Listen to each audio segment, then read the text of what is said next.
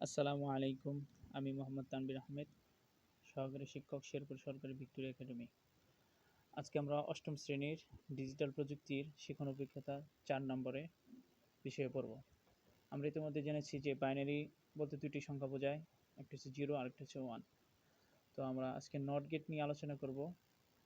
এখানে আমরা 0 সমান সমান বন্ধ বা অফ বুঝিয়েছি এবং 1 সমান সমান চালু এবং অন বুঝিয়েছি।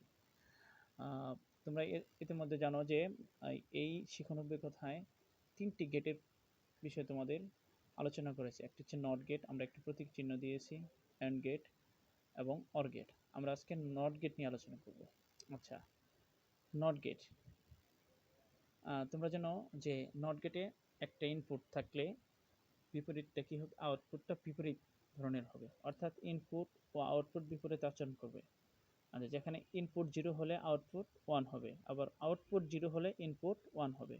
আমরা একটা ছক দেখতে পাচ্ছি, সেখানে এরকমই দেওয়া হয়েছে ইনপুট গ, যেখানে আউটপুট ঘ, এখানে 0 আউটপুট 1 আর ইনপুট 1 আউটপুট 0।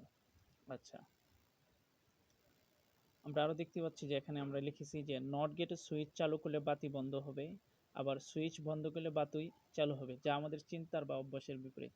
সাধারণত আমরা দেখি যে আমরা কোনো বাতির সুইচ যখন অন করি বা চালু করি তখন কি বাতিটা জ্বলে ওঠে, আবার সুইচ যখন বন্ধ করি বাতিটা তখন কি হয়ে যায়, বন্ধ হয়ে যায়। কিন্তু নট গেটের ক্ষেত্রে হবে কি, এর বিপরীতটা।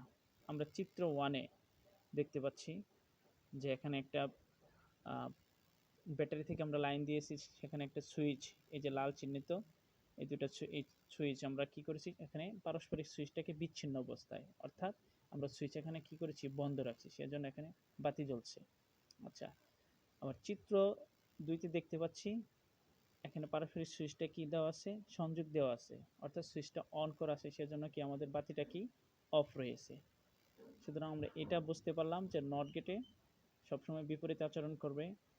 ইনপুট 1 হলে আউটপুট 0 হবে, আবার ইনপুট 0 হলে আউটপুট 1 হবে। আশা করি সকলে বুঝতে পারছেন। সকলকে ধন্যবাদ। আসসালামু আলাইকুম।